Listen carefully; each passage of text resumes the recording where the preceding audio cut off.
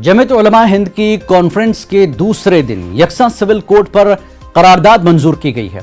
Conference में यकसा civil code को नाफिज करके बुनियादी आईनी हुकूक से महरूम करने की कोशिशों पर तशवीश का इजहार किया गया है। मुस्लिम रहनुमाओं ने कहा कि इस्लामी शरीयत में किसी किस्म की मदाखलत कबूल नहीं की जाएगी। जमीयत के सदर मौलाना महमूद मदनी ने मुसलमानों को मुल्क छोड़कर पाकिस्तान जाने का मशवरा देने वालों को निशाना बनाया। मदनी ने कहा कि जो लोग हमें पाकिस्तान जाने का मशवरा देते हैं, अगर उन्हें हमारा मजहब, लिबास और खाना पसंद नहीं है तो वो मुल्क छोड़कर कहीं और चले जाएं। देखिए रिपोर्ट। अगर मुसलमान शरीयत पर चलने का अज़्म कर ले तो कोई कानून उसका रास्ता नहीं रोक सकता।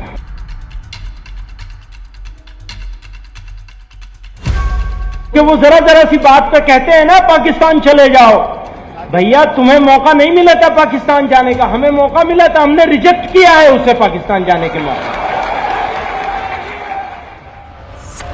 देवबंद में जमीयत उलमा हिंद का 2 रोजा इजलास, आखिरी दिन कई अहम करारदादें मंजूर।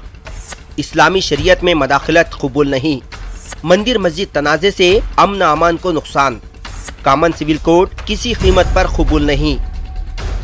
देवबंद में जमीयत उलमा हिंद के 2 रोजा इजलास के दूसरे और आखिरी दिन कई अहम करारदादों को मंजूरी दी गई। जमीयत की करारदाद में कहा गया कि यकसा सिविल कोड किसी कीमत पर मंजूर नहीं किया जा सकता। यकसा सिविल कोड को नाफिज करना इस्लाम में मदाखलत के मुतरादिफ है।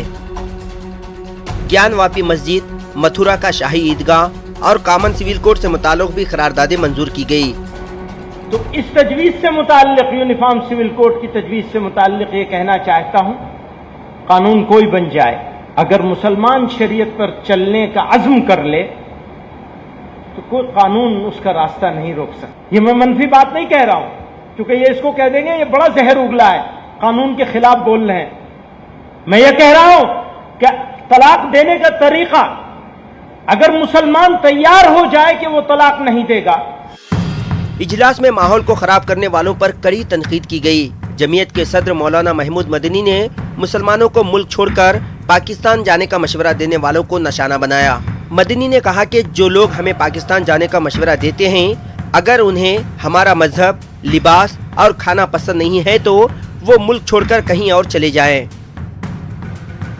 हमारा मजहब अलग है, जरूर हमारा लिबास अलग है, हमारी तहजीब भी अलग है, हमारे खाने पीने का तरीका भी अलग है, और तुमको अगर बर्दाश्त नहीं है हमारा मजहब तो तुम कहीं और चले जाओ।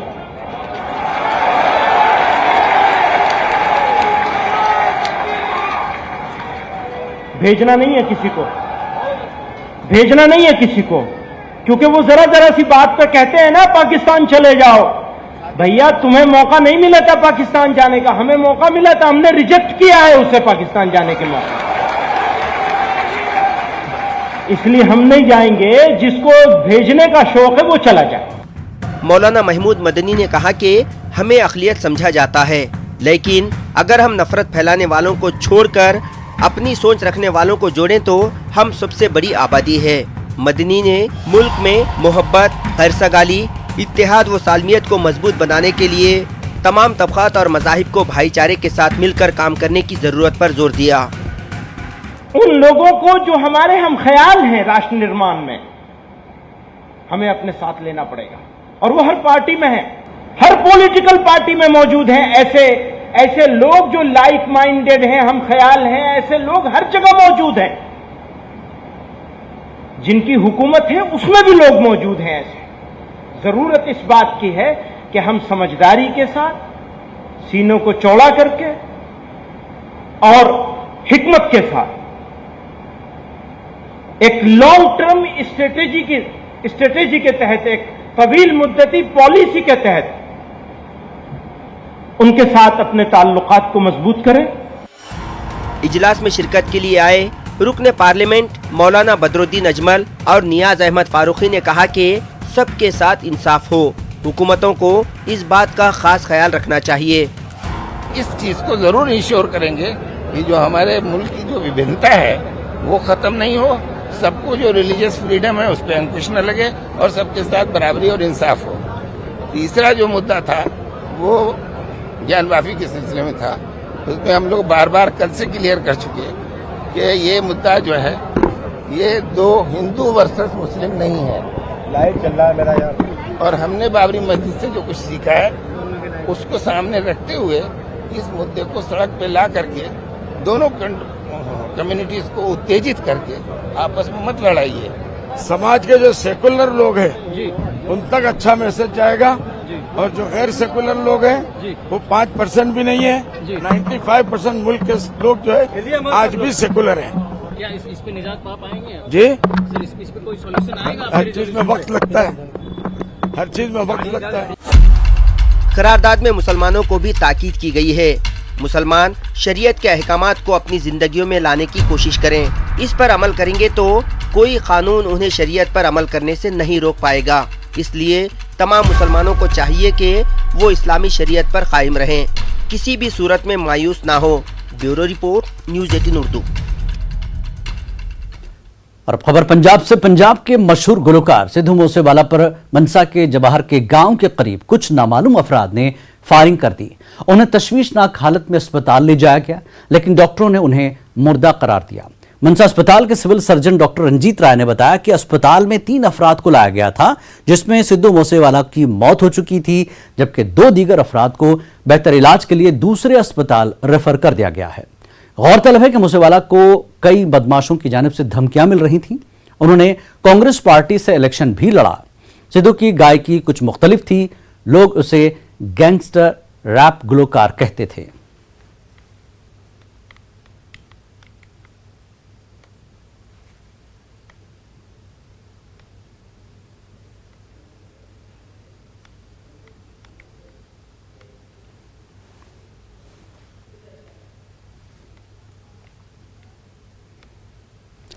इंतखाब कोई भी हो, सियासी पार्टियों को मुस्लिम वोट तो चाहिए, लेकिन मुस्लिम क़यादत सियासी पार्टियों को कबूल नहीं है।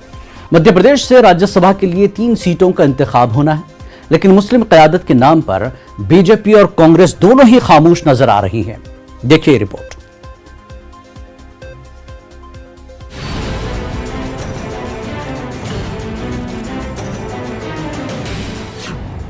मध्य प्रदेश में मुस्लिम क़यादत का सिमट रहा है दायरा।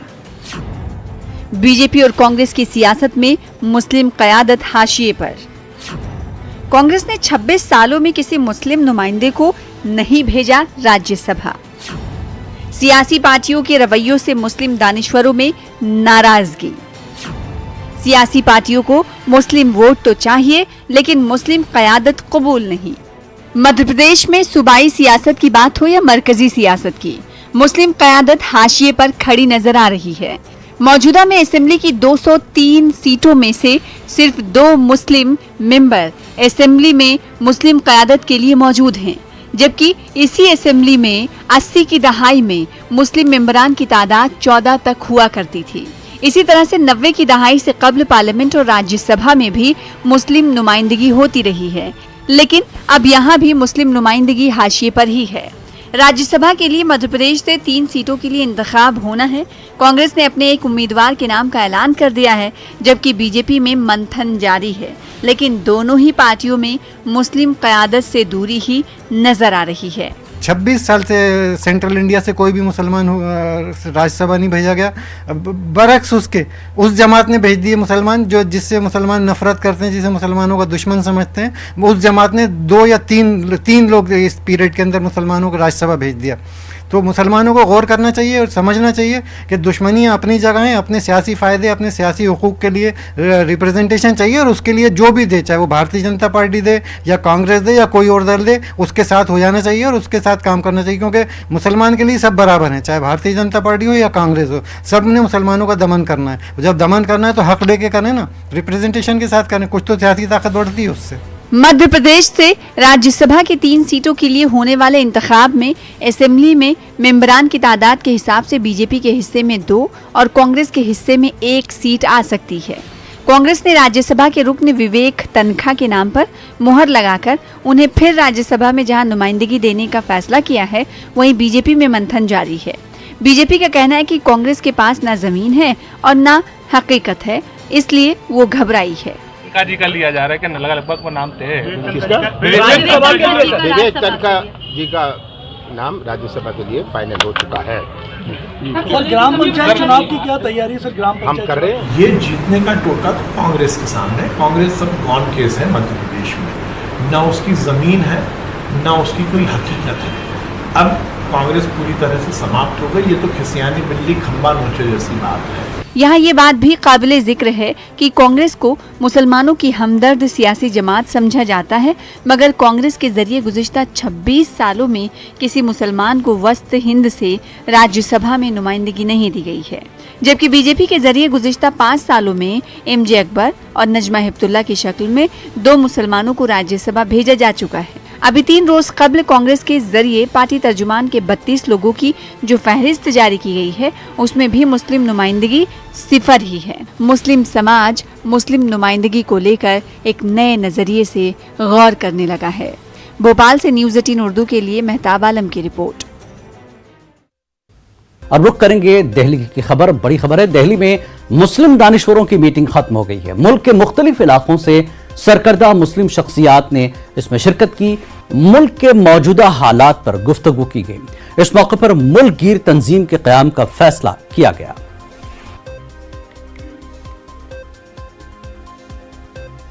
हम बर्दाश्त करेंगे आजाद, मगर मुंह नहीं मोड़ेंगे इस वतन से। ये वतन हमारा है, पिता किसी और का। याद रखिए, और उसके लिए हमें इत्तेहाद और इत्तेफाक की जरूरत है। पहली चीज मैं आपसे कहूं कि मीडिया सेल बनाई और जबरदस्त हमें किसी का खिलाफ नहीं बोला, हम दुश्मन नहीं बनाते, मगर हमने उनके सामने अपनी दलील रखनी है और कुछ नारा से खिलाफ नहीं बोला, बीजेपी के खिलाफ नहीं, उनका अपना रास्ता है। अल्लाह उस रास्ते को आगे चलाएगा जो सही होगा और जिसमें सारी इंसानियत बच सकेगी। अल्लाह उसी रास्ते को मजबूत करेगा। तो हमें हिंदू मुसलमान नहीं बनाना है, हमें आज की महफिल में भी उन लोगों को बुलाना चाहिए था, उनसे मशवरा करना चाहिए था कि इन हालात में हमें क्या करना चाहिए। हम कोई तंजीम बना के बैठ जाए, तंजीमें रोज बनती हैं, रोज बिगड़ती हैं, तंजीम बनाने का कोई मतलब नहीं है। आज एक सेंट्रल कमेटी बनाई जानी चाहिए और उस सेंट्रल कमेटी की जिम्मेदारी हो कि हर सूबे की जिम्मेदारी तकसीम करे और एक डेट फिक्स करे कि उस दिन से हम पूरे हिंदुस्तान गिर पैमाने पर इंशाअल्लाह हिंदू और मुसलमान मिलकर सेकुलरिज्म में जो लोग यकीन रखते हैं, तमाम लोग मुत्तहिद होकर हिंदू और मुसलमान की बुनियाद पर नहीं बल्कि हिंदुस्तानी होने की बुनियाद पर हम जेल भरो आंदोलन चलाएंगे। हिंदुस्तान में एक नॉन पॉलिटिकल एक प्लेटफॉर्म खड़ा किया जाएगा और उसमें दानिश्वर जो टेक्नोक्रेट्स हैं, जो IAS ऑफिसर्स हैं, ब्यूरोक्रेट्स हैं, उलमा हैं, जजेस हैं, फौजी हैं, ये इनका एक ग्रोह बनेगा और वो ग्रोह एक लीडरशिप करेगा। वो 50 की हो या 51 की हो, वो एक सेंट्रल बॉडी बनेगी और हर स्टेट में और जो बड़े शहर हैं अगर वो बना सकते हैं वहाँ भी बनेगी और उसका जो कोऑर्डिनेटर होगा वो सेंट्रल एडवाइजरी बोर्ड का मेंबर होगा। ये कंसेंसस क्लियर है कि किसी एक की क़यादत नहीं करनी है बल्कि अब कलेक्टिव क़यादत होगी और हिंदुस्तान में जिस तरीके से फासिस्ट फोर्सेस जब चाह रही हैं वो हमारे ऊपर अटैक करती हैं, रोज़ आइन को तोड़ती हैं, रोज़ इस मुल्क की रूह को कत्ल करती हैं, उससे लड़ने की कॉन्स्टिट्यूशनली और लीगली वो एक प्लेटफॉर्म तैयार होगा। और इस मौके पर हमारे नुमाइंदे ने कांग्रेस लीडर सलमान खुर्शीद से खुसूसी बातचीत की। हमारे साथ सलमान खुर्शीद साहब हैं। सर, जिस तरीके की बातचीत हो रही है, क्या हालात इस दौर पर पहुंच गए हैं कि अब सीधी लड़ाई की बात करनी चाहिए? कोई सीधी लड़ाई तो कर ही नहीं रहा किसी से, लेकिन डेमोक्रेसी है, डेमोक्रेसी में लोग आपस में मिलते हैं, बात करते हैं, ये कहते हैं कि हमारा इस वक्त क्या एक्सपेक्टेशंस हैं गवर्नमेंट से, नॉन गवर्नमेंट से, ऑर्गेनाइजेशन से और हम क्या कर सकते हैं, हमारा क्या कंट्रीब्यूशन हो सकता है टुवर्ड्स डेमोक्रेसी। इस पर सब लोग यहाँ मिले, सब ने बात करी, अपने अपने सजेशन दिए। अब उस पर कौन से सजेशंस पे कोई एक्शन प्लान बन सकता है, नहीं बन सकता है, वो तो ये जेल भरो आंदोलन की बात हुई, तमाम बातें हुई, सब लोगों ने अपनी अपनी बात कही। हर बात को कोई एक्सेप्ट कर लेगा नहीं कर लेगा, वो तो जब कोई एग्जीक्यूटिव कमेटी बनेगी वो सबके सजेशंस एग्जामिन करेगी, फिर तय करेगी कि कैसे करना है। क्या आपको लगता है जिस तरह से मुस्लिम्स के ये तंजीम बनाने की बात की जा रही है, एक अलग से जो है बात हो रही है? अभी तो ये नहीं तय हुआ कि ये मुस्लिम तंजीम है, ये तंजीम मुस्लिम्स की है, तो अभी तय नहीं हुआ है। ये तंजीम इंटेलेक्चुअल्स की है, तो इंटेलेक्चुअल्स फॉर मुस्लिम्स अगर हैं तो कुछ और है, मुस्लिम्स फॉर इंटेलेक्चुअल्स हैं तो कुछ और है, तो पहले वो बंद तो जाने दो। क्या ज्ञानवापी जो तमाम मुद्दे हैं, तमाम धार्मिक मुद्दे जो उठाए जा रहे हैं, क्या इससे इसको लेकर के ये पूरी जो है आपकी प्रोसेस है ये? नहीं, यहाँ तो किसी ने ज्ञानवापी की बात नहीं की, यहाँ तो किसी ने ज्ञानवापी की बात नहीं करी। वो कोर्ट में है, कोर्ट तय करेगा, कोर्ट जो भी तय करेगा फिर उस पर कमेंट्री तो तब कर सकते हैं ना। धर्म संसदों की बात तो हो रही है ना? नहीं, धर्म संसद जो लोग कर रहे हैं तो वो कर रहे हैं, और कोर्ट उस पर क्या कर रहा है वो भी आप जान रहे हो। आप लोगों का लायामल क्या होने वाला है? मेरा नहीं है कुछ, ये तो जो यहाँ पे जो ऑर्गेनाइजेशन बनेगी वो कुछ करेंगे। हम तो अपने सुनने के लिए और सजेशन देने के लिए आए थे। लीगल सेल के तौर पर आप रहेंगे इसमें शामिल? हाँ, मुझे क्या मालूम, वो रखना चाहेंगे तो रखेंगे। आप रुक जाते तो हम सब तो ये थे सलमान खुर्शीद साहब जो बात कर रहे थे और कह रहे थे कि ये सिर्फ जो है अभी बातचीत हो रही है, लेकिन इसका जो है पूरे तौर से एक ढांचा जो है वो तैयार किया जाएगा। काफ़ी बातें उन्होंने जब वो बात कर रहे थे तब भी रखी थी, लेकिन साफ तौर पर यहाँ बात ये ज़रूर नज़र आ रही है, जिस तरह का विवाद लगातार चल रहा है उसको लेकर मुस्लिम्स के अंदर चिंता है। यही वजह है एक बड़ा ऑर्गेनाइजेशन ऑल इंडिया स्तर का, राज्य स्तर का और साथ ही साथ ज़िला की सतह पर जो है खड़ा करने की बात की जा रही है। कैमरामैन प्रकाश गुप्ता के साथ खुर्रम शहजाद, न्यूज़ 18 दिल्ली। और इदारे तहकीक व तसनीफ इस्लामी अलीगढ़ में 2 रोज़ा बैनुल-अक़वामी सेमिनार के इफ्तिताही इजलास मुनक़्क़िद हुआ। सेमिनार का मौजू था कुरान और साइंस, क़ुर्ब-बाद के पहलू और ताउन बाहम की राहें। इस मौके पर जमात इस्लामी हिंद के अमीर सैयद सादतुल्लाह हुसैनी ने सदारती खुतबा पेश किया, वहीं बतौर मेहमान खुसूसी एस अमीनुल हसन मौजूद रहे।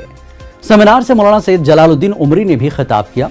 इस मौके पर सभी मुक़र्रिरीन ने इस बात पर जोर दिया कि आज के मौजूदा हालात में हम कुरान से दूर होते रहें।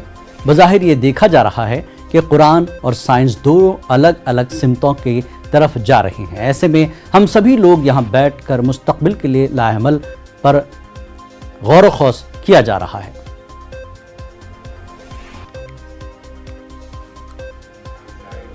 तो इसमें मुख्तलिफ यूनिवर्सिटीज़ में जो लोग साइंस के प्रोफेसर्स हैं और साइंस में रिसर्च करते हैं और कुरान को भी समझते हैं, वो लोग उसमें मदऊ हैं और कुरान और साइंस ये दोनों के रिलेशंस पर बात करेंगे और साथ ही इस बात पर बात करेंगे कि कुरान कैसे साइंटिफिक रिसर्च के लिए और साइंस के प्रमोशन के लिए लोगों को मोटिवेट करता है।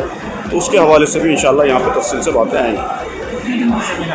ये 2 दिन का सेमिनार है इंशाल्लाह। तो ये जदीद उलूम भी सिलसिले में बहुत मददगार है। तो ये जो कुरान और साइंस में बाज़ दफ़ा दूरी दिखाई जाती है, बाज़ दफ़ा कमज़ोरी दिखाई जाती है, तो हमने दुनिया भर के स्कॉलर्स को जमा किया है कि इस सिलसिले में गौर करें और ये बताएं कि क्या लाहे अमल होना चाहिए। दूरियां हैं तो हकीकी दूरियां क्या हैं, और अगर कुर्बत है तो हकीकी दुर्बत क्या है, कुर्बत क्या है, बीच की राह क्या है। इस सिलसिले में हमने दुनिया भर के स्कॉलर्स को मदऊ किया है। पाबंदियों के साथ रिसर्चेस को आगे बढ़ाया जाए, क्योंकि आज जो समाज के सामने मसाइल आ गए हैं ग्लोबल वार्मिंग के और ग्रीन हाउस इफ़ेक्ट और पोल्यूशन के या केमिकल वारफेयर और बायोलॉजिकल वारफेयर के, उसने जो पूरी इंसानी बिरादरी के सामने एक क्राइसिस खड़ी कर दी है पूरे, और इकोलॉजिकल इम्बैलेंस जो हो गया है। तो अगर वो साइंसी तहक़ीक़ात और अखलाक़ी हुदूद क़ुयूद की पाबंद रहेंगी तो इंसानियत के सामने मसाइल नहीं आएंगे, बल्कि ज़ख्मों से सकती हुई इंसानियत के उसमें मरहम रखने का काम करेंगी। तो ये बुनियादी चीज़ें थीं जिसके पस मंज़र में ये सेमिनार मुनक़्क़िद किया गया। और अकोला शहर में बढ़ते ट्रैफिक के मसले को हल करने के लिए जो फ्लाईओवर तामीर किया गया था उसका इफ्तिताह मरकजी वजीर नितिन गडकरी के हाथों अमल में आया। ACC ग्राउंड में इस सिलसिले में एक तकरीब का इनेकाद किया गया, जिसमें जिला इंतजामिया समेत राब्ता वजीर बचुकड़ू भी मौजूद रहे। इस दौरान नितिन गडकरी ने कहा कि उन्होंने नागपुर से लेकर मुंबई और पुणे की सड़कें तामीर करने पर जोर दिया है, जिसका फायदा विदर्भ के आवाम को मिलने वाला है। और कर्नाटक के रायचूर जिले के सिंधोर में शहर में जमात इस्लामी हिंद की जानिब से 3 रोज़ा कुरान प्रवचन का इनेकाद अमल में आया। कुरान प्रवचन का इख्तितामी इजलास कामयाब जिंदगी के उन्वान से मुनक्किद हुआ। 3 रोज़ा प्रोग्राम के दौरान मोहम्मद कनी ने कन्नड़ा जबान में कुरान प्रवचन दिया।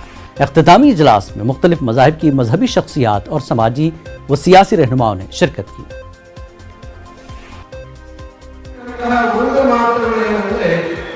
ಈ ಜಗತ್ತಿನಲ್ಲಿ ಅನೇಕ ಆಚರಣೆಗಳಿದ್ದಾವೆ, ಅನೇಕ ಪರಂಪರೆಗಳಿದ್ದಾವೆ. ಅನೇಕ ಆಚರಣೆಗಳು, ಅನೇಕ ಪರಂಪರೆಗೆ ತನ್ನದೇ ಆಗಿರ್ತಕ್ಕಂತಹ ಗೌರವ, ತನ್ನದೇ ಆಗಿರ್ತಕ್ಕಂತಹ ಮೌಲ್ಯಗಳಿರ್ತವೆ. ಯಾವ ವೇದಿಕೆಯಾಗಿರಬಹುದು, ಯಾವ ಧರ್ಮ ಆಗಿರಬಹುದು, ಬದುಕಿಷ್ಟೇ. ಕಬೀರ್ ಹೇಳಿದ 3 ನುಡಿಯಲ್ಲೇ ನಮ್ಮ ಬದುಕಿದೆ. ಹುಟ್ಟಿಗೆ ಸಾಯ್ತೀವಿ, ಅದೆಲ್ಲವೂ ಗೊತ್ತಿದೆ. ನಾವು ನಿಶ್ಚಿತ ಯಾರು ಸಾವಿರಾರು ಬದುಕಬೇಕಾಗಿಲ್ಲ. ಆದರೆ ನಾವು और अलीगढ़ मुस्लिम यूनिवर्सिटी में लब्बैक सोसाइटी और जनरल एजुकेशन सेंटर के जरिए आज आज़मीन हज को ऐसी तरबियत दी गई जिसमें वो थकान होने पर खुद को किस तरह अरकान की अदायगी के लिए तैयार करें। नेशनल हज ट्रेनर मोहम्मद यूनुस खान ने अरकान हज को सैटेलाइट तस्वीरों से समझाया। देखा, स्पिरिचुअल चीज़ अलग है, अरकान अलग है, लेकिन वहाँ जो लॉजिस्टिक प्रॉब्लम्स आती हैं हाजियों को, वो बहुत ज़रूरी है। जैसे फिटनेस की बहुत प्रॉब्लम आती है, तो मैं अपने हर प्रोग्राम में एक फ़िटनेस का कार्यक्रम भी रखता हूँ। एक डॉक्टर्स को लेके उनके सेहत के बारे में भी उनको वो रखता हूँ। उसके अलावा प्रोजेक्टर के माध्यम से मैं लाइव पिक्चर दिखाता हूँ कि देखिए ये काबा है, यहाँ से आपको ये अरकान करना है, यहाँ ये दुआ पढ़नी है, उसके बाद ये सफ़ा मरवा है, और सफ़ा मरवा से यहाँ से चलना है, वहाँ से ये चलना है, और 7 चक्कर कहाँ पूरे होना है, और मीना का खैमा कैसा है, वहाँ के आपके होटल की रिहाइश कैसी है, और अराफात कैसा। मैं सारी चीज़ें पिक्चर के माध्यम से स्क्रीन पर दिखा देता। ये पे यहाँ पर जो हाजियों को और डाउस में मुनक्किदा वर्ल्ड इकोनॉमिक फोरम के इजलास में न्यूज़ 18 की मिशन पानी मुहिम ने पानी और सफाई सुथराई के तहफ़्फ़ुज़ पर प्रस्तावना पेश कर एक नई लकीर खींची है। इस मुहिम की ग्लोबल लीडर्स ने सराहना की। आइए सुनते हैं उन्होंने क्या कहा।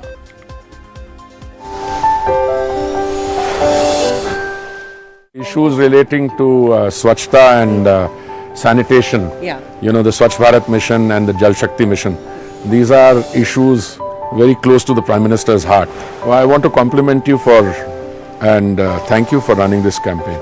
And I think the beauty of this campaign and Swachhta in particular, now Jal Shakti, is that it has moved from being a project of the government to a Jan Andolan. And so thank you for helping us in this. We appreciate it. Thank you so much. Thank you.